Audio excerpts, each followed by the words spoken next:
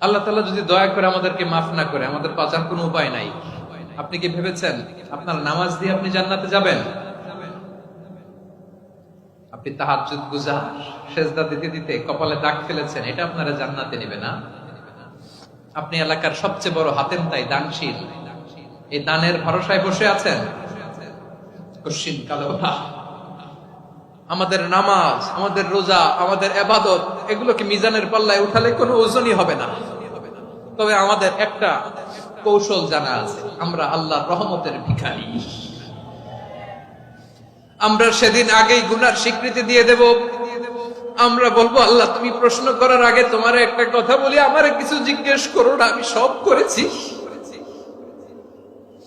এমন কোন পাপ নাই যে পাপ আমারে দিয়ে হয় নাই। তোমার রহমত দিয়ে তুমি জান্নাতে পাঠাবা, তোমার